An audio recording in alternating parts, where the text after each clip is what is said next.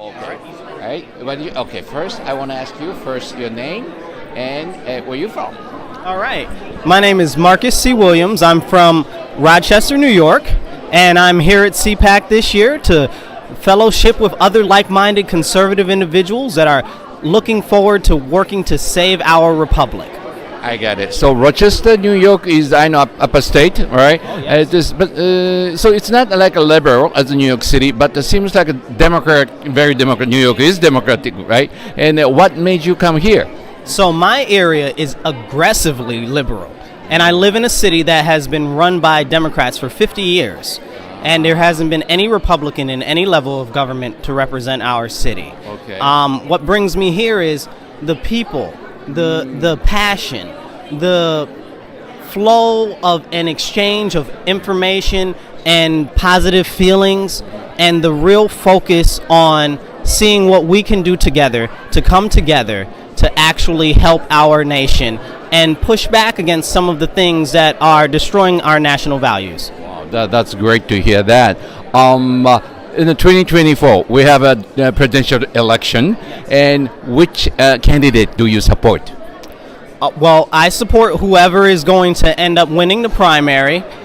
People talk very often about DeSantis or Trump, and I think Trump did great as a president while he was president.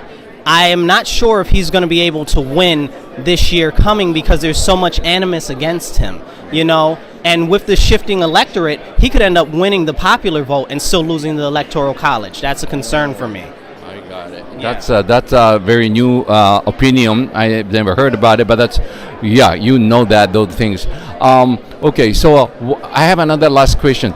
What is really like a woke culture in this country? A lot of, those LGBTQ or, critical race theory, whatever. Those are new, to me, very left idea, ideology. How do you think about about those ideas? So woke culture is all about division, how they can divide us by sex, by gender, even, you look at it now, it's even gender identity, which is a whacked out concept if you ask me.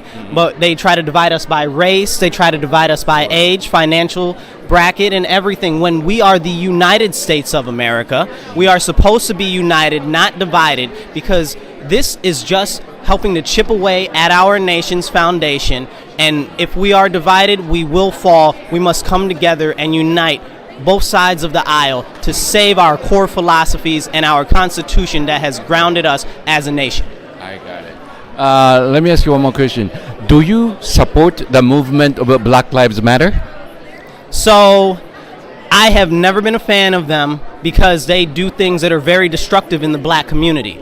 They started riots in my city, and they destroyed all of the business corridors in my black communities. Okay? They didn't go out into white communities and tear stuff up there. They came in black communities in my business district and looting, plundering the stores in which they would need to go, our community would need to shop at. And it happened at the end of the month, right when people start to get their stipends, so that they couldn't go to the store to feed their kids, and people don't have transportation like that in these neighborhoods. It's unfortunate. I do not approve. I do not like it, and I do not like the divisive behavior that they promote. I do not like the ideology that they promote, and they also promote things that are aggressively against traditional black family values. That last word, it really make me sense, because I have a lot of black friends. I used to teach karate, so okay. Yes, I do. What type of karate? It's full contact called Oyama karate. Now we call Miura and Kyokushin style, which is. I have a Kyokushin third degree black belt. Yeah, now I do Ishinryu myself. Ishinryu, okay, Yeah, so that's good. Yeah. We have the same. Yeah, I've been all the time when I was young, of course, tournament fighter, and I went to New York, and then our grandmaster has dojo in Manhattan and White Plains, and so we always go to the fight tournament. But anyway, so I have a lot of students, black students too. Mm-hmm. They are somebody, their opinions I heard from them like you. Mm-hmm. They're many middle class. They're very believe in God, so they're very religious people. Yes. And they are not radical people like Black Lives Matter. But a lot of Japanese people think, most of black people think that way, and but from my experience, that's different. It's not one very small fraction of a group of people believe in that way and act like that, and so many white people too. Well, but it's more white people involved in the Black Lives Matter stuff than it is actually black people, and they're the ones that often, especially in my city, push people into that level of aggressive action. Antifa too. Yeah. And it's a cesspool for aggressive ideology that's just set out to divide, separate, and destroy fundamental values.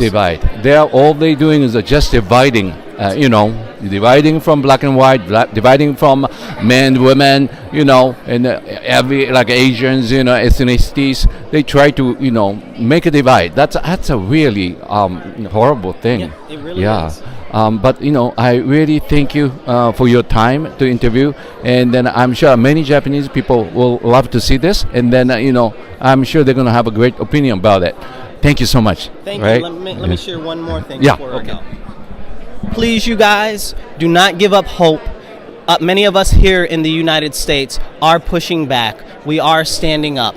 And we are looking to restore our values as a nation so that we can be that shining beacon that America has been for so many years. Thank you. Thank you so much.